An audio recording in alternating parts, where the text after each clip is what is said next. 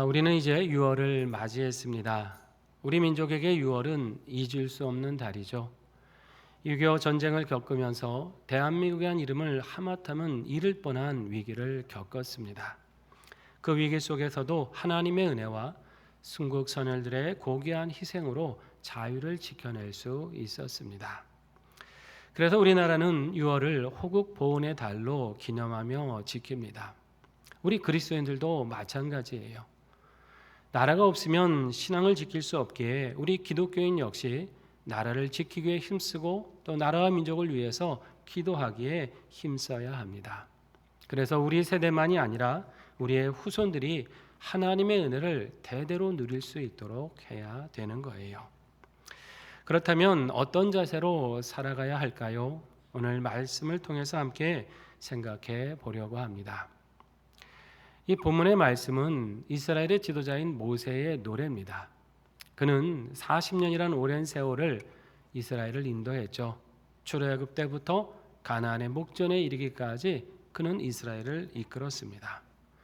그리고 이제 그들을 떠나게 되는 이 마지막 순간에 고별 설교를 하고 있어요.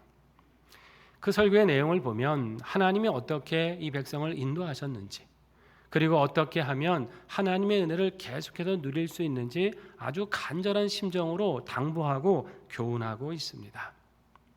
그가 말하는 하나님의 은혜를 대대로 누리는 비결이 무엇일까요? 우리 말씀을 통해서 함께 발견하고자 하는 겁니다. 첫째로 하나님을 우리의 반석으로 삼아야 됩니다. 본문 3절과 4절 말씀인데요. 같이 읽겠습니다.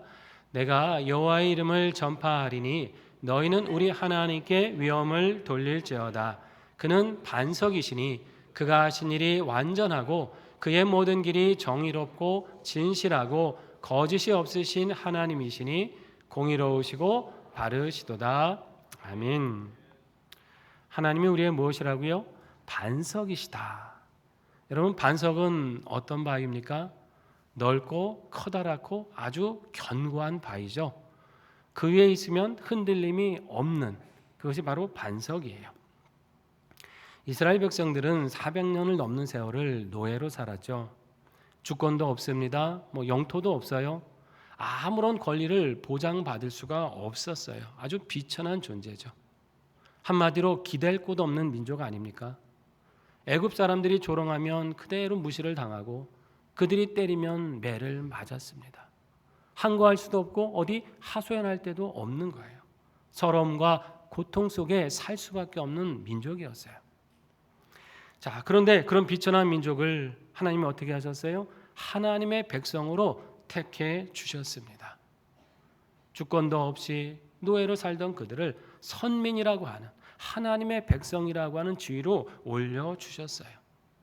그들을 진실과 공의로 대하시면서 모든 민족 위에 뛰어난 이름, 빼어난 이름이 되게 하셨습니다. 한마디로 그들의 반석이 되어주셔서 그들을 견고하게 세워주신 거예요. 여러분, 어디 이스라엘만 그렇습니까? 우리 민족도 하나님이 이처럼 반석이 되어주신 민족이에요. 우리도 일제의 억압 속에 주권 없는 시간을 보냈잖아요. 나라 뺏긴 서러움을 얼마나 많이 겪었습니까? 고통을 겪었잖아요. 그런 시대에, 어둡고 힘든 시대에 하나님은 수많은 선교사들을 이 땅에 보내주셨어요. 그래서 의지할 곳 없는 우리 백성의 마음을 하나님을 의지하게 하시고 복음에 기대게 하시면서 살아오게 하셨습니다. 여러분, 한국의 성장은 이 한국 교회의 성장과 맞물려 있는 거 아닙니까? 어렵고 힘든 시절에 한국 교회가 이 민족과 함께했던 역사가 얼마 전까지 생생하게 우리는 기억하고 있는 거예요. 여러분, 그 사실 아십니까? 제가 한국교회사 강의 때는 말씀드린 바가 있습니다만, 여러분, 일제에 의해서 우리나라의 명성 황후가 시해가 된 적이 있죠. 을미사변이라고 하는 참혹한 일이 있었잖아요. 그런 일이 있고 고종 황제는 자신도 죽을까 봐 두려워서 벌벌 떨었습니다. 그리고 선교사들을 찾았어요. 아무도 황제 곁에 없었을 때 언더우드, 에비슨 이런 선교사들이 그의 곁을 지켰습니다. 말벗이 되어 그를 위로하고, 주치인 에비슨 선교사 같은 경우는 고종 황제가 먹는 음식에 독이 있는지를 일일이 확인해 가면서 그 왕의 곁을 지켰어요. 일제가 을사늑약으로 우리나라의 주권을 빼앗지 않았습니까? 많은 선교사들이 분개했습니다. 이럴 수 없노라고. 그러면서 자국의 이 일은 부당하다고 한국을 위해서 그들이 자국의 그 소식을 알리고 분연히 일었었습니다. 호머 헐버트라고 하는 미국인 선교사는 자국 대통령에게까지 찾아가 항의 서한을 전달해 가면서 이 조약의 부당함을 알렸어요. 그리고 고종 황제에게 일러줍니다. 네덜란드 헤이그에서 만국 평화회의가 열리는데 여기에 특사를 파견해서 이 부당함을 알리고 우리의 주권을 찾자고 그 방법을 일러줘요. 그리고 특사가 먼저 파견되기 전에 먼저 네덜란드로 건너가서 각국의 대표들을 만나면서 이 조약의 부당함을 호소하고 다닙니다.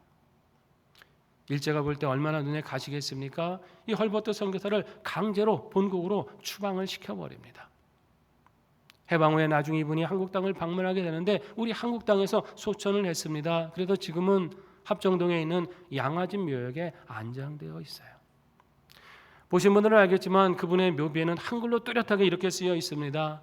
나는 웨스트민스터 성당보다 한국 땅에 묻히기를 원하노라. 여러분, 웨스트민스터 성당이 무엇이에요? 영국의 그 왕실들, 영웅들, 위대한 사람들이 묻혀 있는 묘지 아닙니까? 거기에 묻히는 거 바라지 않는다는 거예요. 나는 한국 땅에 묻히기를 바란다고 그는 고백을 한 거죠. 어떻게 보면 우리 한국 사람보다 한국을 더 사랑한 사람 아닙니까? 그뿐이 아니에요. 3.1운동 모든 일제에 저항했던 운동에는 교회가 성도들이 그 중심이었어요. 1919년 3.1운동이 일어났을 때 온 나라에 만세운동이 벌어졌죠. 평화로운 운동이었어요. 무력으로 한 게 아닙니다. 그럼에도 일제는 어떻게 합니까? 총칼로 탄압하면서 많은 사람을 죽이고 옥에 가둡니다. 전국에 있던 많은 교회들이 불탑니다. 교인들이 많이 잡혀서 죽임을 당했어요. 교회가 그 중심에 있던 걸 알았던 거죠. 수원 제암리 교회라는 같은 곳에서는 일제가 20여 명의 성도들을 교회에 가둬놓고 문을 못 박아버리고 불을 지릅니다. 그렇게 그 불길을 피해 나오는 사람들에게 총을 쏘면서 그렇게 많은 사람을 학살을 해요. 아무도 알 수가 없죠. 세상이 어떻게 압니까? 이때 이 참혹한 현장에 제일 먼저 달려왔던 사람들이 선교사입니다. 언더우드 선교사, 스코필드 선교사 이런 분들이 와서 이 참상을 알리기 위해 애썼어요.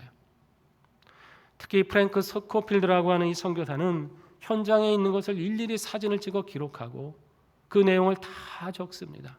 목격자들을 만나서 그 참상의 실상에 대해서 일일이 보고서를 작성해서 300페이지 가까이 되는 그 보고서를 미국에 있는 교단에 보내서 이 참상을 알리기 위해 애를 씁니다. 그분은 그 후에도 한국 땅을 떠나지 않고 1970년 이 땅에서 소천할 때까지 우리나라의 독립을 위해 무던히도 애를 씁니다. 나중에 그 건국의 공로를 인정받아서 건국훈장 독립장을 추서를 받는데요. 여러분, 이분은 외국인 최초로 우리나라 국립현충원에 안장되어 계십니다. 몇 분을 소개해드렸지만은 말씀드린 분 외에도 수많은 선교사들이 이 복음의 가치를 가지고 이 땅을 지키기 위해서, 이 땅의 자유를 위해서 그렇게 많은 분들이 애썼습니다. 생각해 보십시오. 일제역압 속에 아무것도 기대할 수 없는 우리 민족 아닙니까? 그런데 하나님은 이 선교사를 통해서 일하게 하셨고 우리 민족은 그 선교사를 통해 일하시는 하나님을 보게 된 거예요. 일제의 억압과 세상이 우리를 외면하고 불의로 대한다 할지라도 하나님은 진실하게 우리를 대하시는구나. 하나님은 사랑과 의로서 우리를 대하시는구나. 이거를 복음을 통해서 만나게 된 것입니다. 그 하나님을 우리 민족이 의지하지 않았습니까? 기도에 모이기에 힘썼어요. 사경회로 모이고 기도회로 모이고 집회 때마다 모여서 그래서 대부흥운동도 일어나게 된 것이고 회개의 역사가 일어나게 된 것이고 암울하고 힘든 시절을 복음의 능력으로 견디고 이겨냈던 것입니다. 여러분, 하나님이 우리 민족에게 반석이 되어주신 것을 기억하시길 바랍니다. 그리고 이 반석이신 하나님을 절대적으로 신뢰하면서 우리가 사는 이 세대를 위해서도 기도하시기를 바랍니다. 지난날 우리 민족의 반석이 되어주신 하나님께서 우리와 우리 후대에게도 영원한 반석이 되어주실 것입니다. 하나님이 영원한 반석이 되어주실 때 그 민족은 소망이 있습니다. 그 미래가 반드시 복되게 될 것입니다.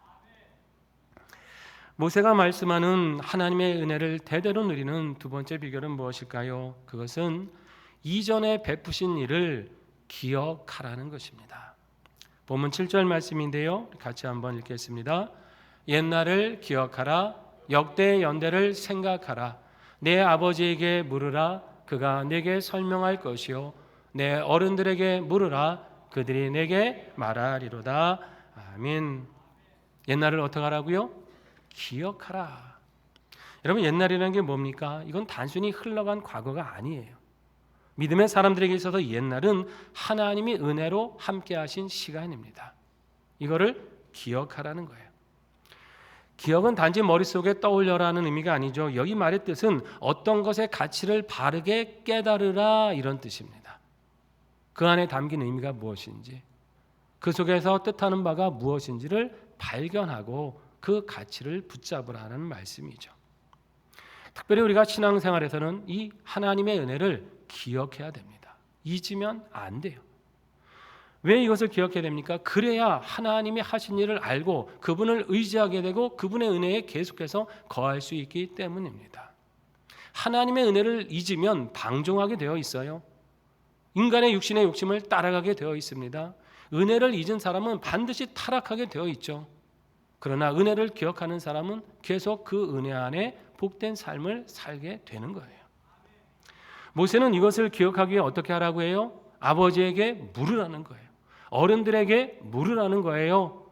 그것을 체험한 세대에게, 믿음으로 경험한 세대들에게 묻고 듣고 내 삶에 간직하라는 말씀입니다.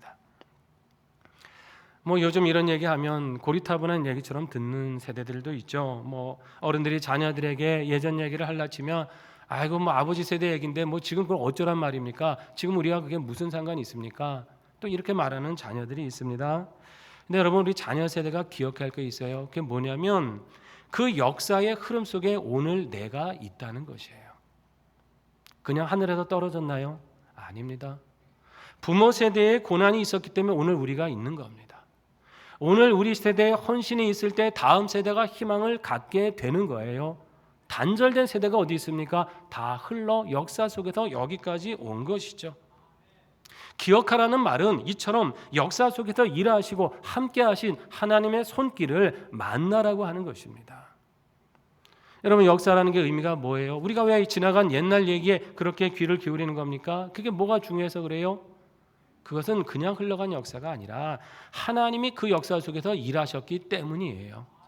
그분의 섭리, 그분의 주권, 그분의 통치가 나타나는 것을 발견하라는 것입니다. 여러분, 하나님이 역사의 주관자이심을 믿으십니까? 그 역사 속에 하나님의 주권은 나타나게 되어 있는 거예요. 그것을 주의 깊게 살피면 하나님이 어떤 방식으로 일하시는가, 오늘날 우리가 어떻게 해야 은혜를 누리는가를 알게 된다는 것이죠. 고통과 실패를 겪었을 때는 왜 그래야만 했는지 발견하게 되는 것이고, 평안과 부유함을 누렸을 때는 어떤 이유에서 그랬는지 알게 된다는 것이죠. 그렇게 기억하면 지금 우리가 어떤 방향으로 가야 할지도 알게 되는 거예요.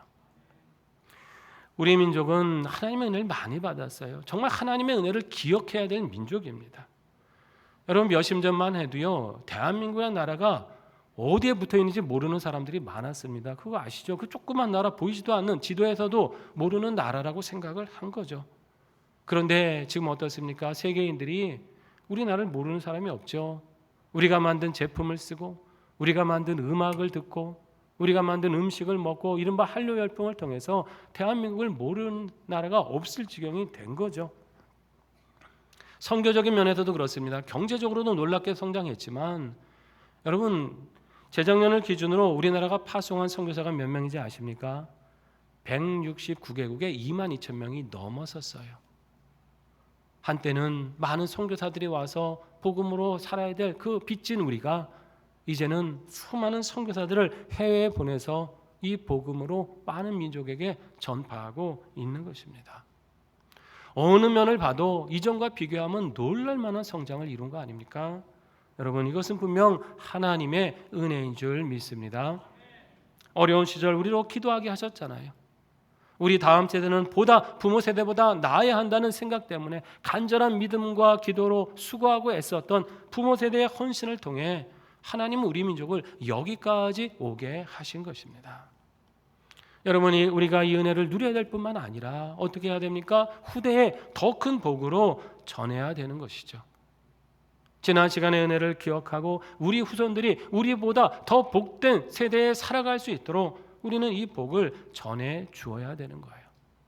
내게 베푸신 하나님의 은혜 자녀들에게 전하기에 힘써야 되는 겁니다. 우리 시대에 베푸신 주님의 역사 다음 세대에 전해줄 수 있도록 우리는 노력해야 되는 것이에요. 여러분, 자녀들 앞에서 함부로 하나님 원망하고 불평하는 말 삼가시기 바랍니다. 그런 소리 듣고 자녀 세대가 무슨 하나님을 기대하겠어요? 오히려 하나님이 우리 삶에 함께 하신 은혜, 우리 가정을 도와주셨던 은혜, 이 은혜를 나누고 증거하고 가르치세요. 우리 자녀들이 그래야 그 말씀을 듣고 그 경험을 듣고 하나님을 의지하며 그 복을 누리게 될 것입니다. 삶이 힘들다고 낙심하고 절망하는 말 함부로 내뱉지 마세요. 다 갖다 버리시기 바랍니다. 아무리 힘들고 어려워도 하나님이 우리 미래를 복되게 하실 거라는 소망의 말씀을 붙들고 그것을 자녀들과 나누며 살아가시기를 바랍니다. 반드시 하나님이 그 자녀들의 미래를 복되게 하실 것입니다. 이처럼 하나님의 은혜를 기억하고 전하는 세대가 되셔서 우리의 후대를 더 복되게 만들어 가시는 세대가 되시기를 바랍니다. 세 번째로 우리가 하나님의 은혜를 대대로 누리려면 어떻게 해야 되겠습니까? 그것은 바로 우리의 삶을 통해서 하나님의 경륜과 섭리를 나타내며 살아야 됩니다. 본문 8절과 9절 말씀 같이 읽어보겠습니다.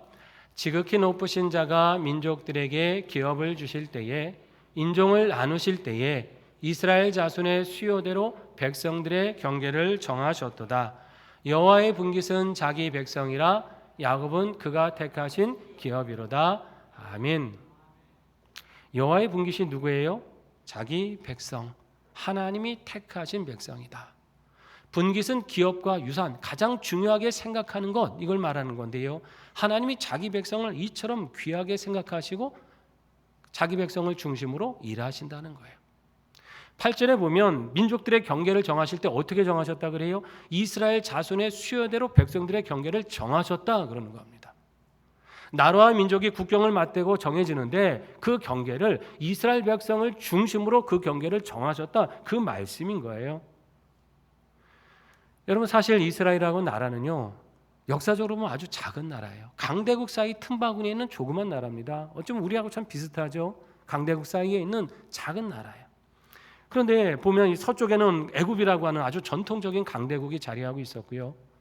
이스라엘 북쪽에는 아람이라고 하는 또 강한 나라가 있었습니다.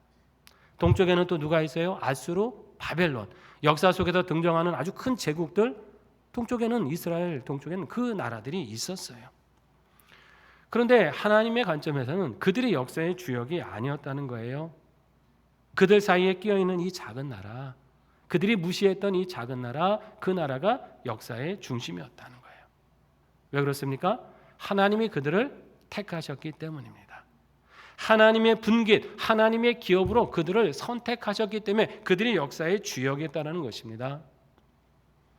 세상의 역사책을 보면 강대국 중심으로 그들이 주역인 것처럼 나타나고 작은 나라들은 조역으로 등장을 해요. 그러나 실상은 하나님이 택하신 나라가 주역이라는 것이에요. 애굽이라고 하는 나라, 강한 나라임이 분명해요. 그런데 여러분, 성경에서 애굽은 어떻게 쓰임 받는 겁니까? 하나님께서 이스라엘 민족이 번성할 수 있도록, 인구가 폭발적으로 증가할 수 있도록 그렇게 보호해 두신 울타리 아닙니까? 그게 애굽이었어요. 아수르, 바벨론, 아주 무서운 정복자였죠. 그런데 그들은 하나님의 관점에서 볼 때는 이스라엘이 잘못했을 때 징계하시기 위한 도구였습니다. 그렇게 쓰임 받은 거예요. 그들은 자신들이 세계 역사의 주역이라고 분명히 믿었겠죠. 그러나 실은 하나님이 택하신 나라가 역사의 주역이었다는 것입니다. 왜냐하면 하나님은 택하신 그 백성을 중심으로 일하시기 때문이에요. 그렇다면 여러분, 하나님의 기업이 된 백성, 선택받은 백성의 책임이 무엇일까요? 하나님의 경륜, 구원의 섭리, 그 놀라우신 통치하심, 이것을 나타낼 책임이 있는 거예요. 그게 하나님의 백성의 의무입니다. 하나님을 바르게 경외하면서 복을 받아야 되는 것, 그 하나님을 전파할 의무가 있는 것, 택하신 백성이 할 일이라는 것입니다. 여러분, 지금도 하나님은 우리 성도들을 통해서 이 세상 역사를 주관하시고 섭리하고 계심을 믿으시기를 바랍니다. 이 세상 역사는 하나님이 선택하시는 민족에 의해서 그렇게 일하고 계신 거예요. 세상의 눈으로 보면 하나님의 백성이 약해 보입니다. 그러나 실은 성도가 세상의 중심이라는 것이죠. 우리는 그 사실을 기억하고 하나님께 순종하며 그분의 구원의 경륜을 이 세상에 나타내며 살아야 되는 것입니다. 돌아볼수록 우리 민족은 하나님의 은혜로 여기까지 왔습니다. 그리고 지금도 하나님의 은혜 아래 있는 것이고 앞으로도 하나님의 은혜 아래 살아가야 될 민족입니다. 이 작은 나라가 무슨 힘이 있어서 이 세상 역사 속에서 주역이 될 수 있습니까? 하나님을 의지하고 하나님을 반석으로 삼고 살아갈 때만이 하나님은 우리를 택해 주시고 붙드시고 사용해 주시는 것입니다. 그런데 오늘날 우리가 살아가는 이 실상에는 참 여러 어려운 점들도 많이 보입니다. 하나님을 인정하고 그 은혜를 감사하기보다 그분을 잊고 살아가는 문화가 팽배해가고 있죠. 하나님의 창조 질서를 거스르는 법들을 법제하겠다는 시도는 계속되어 있고 인간이 주인이 되어서 인간을 만족시키려는 그런 시도가 계속되고 있지 않습니까? 하나님의 은혜를 벌써 잊어버린 거죠. 그런가 하면 국민들은 서로 갈등하면서 서로 분열하고 그 골이 깊어지고 있습니다. 여러분, 우리 사회의 갈등 지수가 얼마나 높은지 아세요?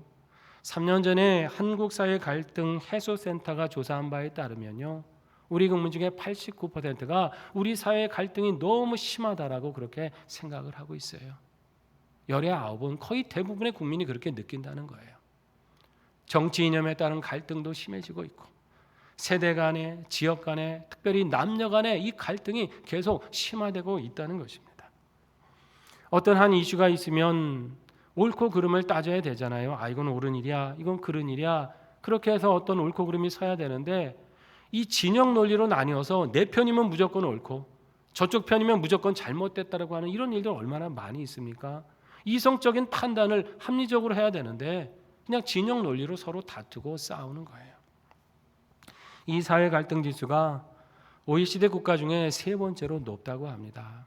아주 높은 수치를 기록하고 있습니다. 더 큰 문제는 뭐냐면 대다수의 국민들은 이 갈등을 해소할 공정한 중재자가 없다라고 생각하는 게 문제입니다. 정치권도 그 역할을 하지 못한다고 보는 거예요. 언론도 그 역할을 제대로 하지 못한다고 생각하고 있습니다. 갈등 지수는 높아지는데 도무지 이걸 해결할 만한 것이 없다고 하는 것이죠. 이게 더 절망 아닙니까? 이러한 시대에 우리 믿음의 사람들의 책임이 무엇이겠습니까?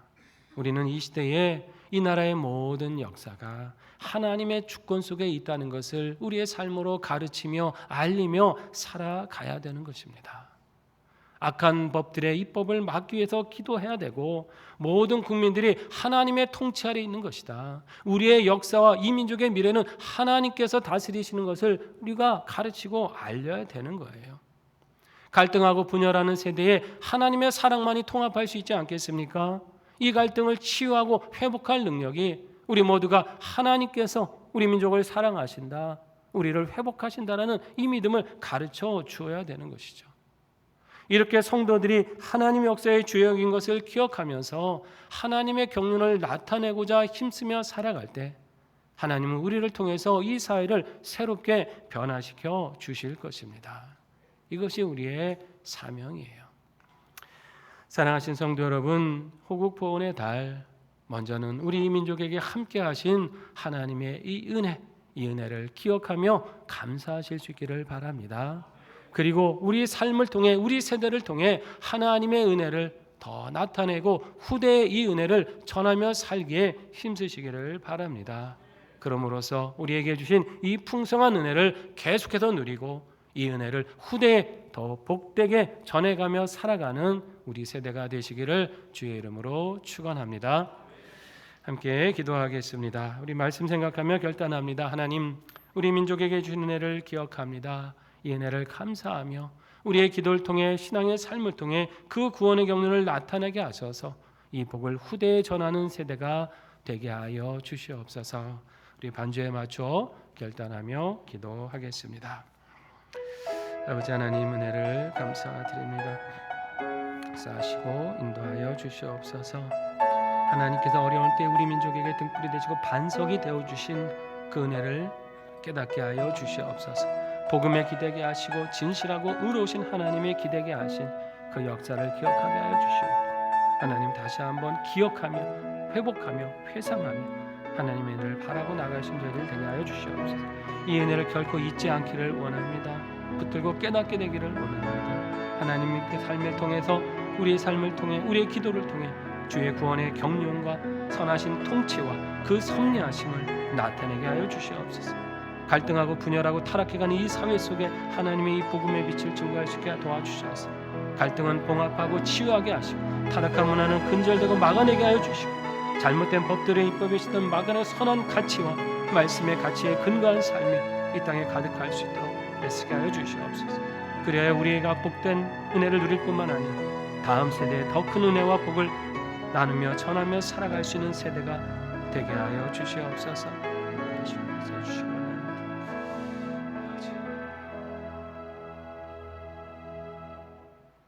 하나님, 우리 민족에게 베푸신 은혜가 놀랍고 크신 줄 믿습니다. 이 은혜 기억하며 감사하며 우리의 삶을 통해 그 구원의 경륜을 나타내게 하셔서 이 복을 후대에 전하며 살아가는 복된 세대가 되게 하여 주시옵소서. 예수님의 이름으로 기도드립니다. 아멘.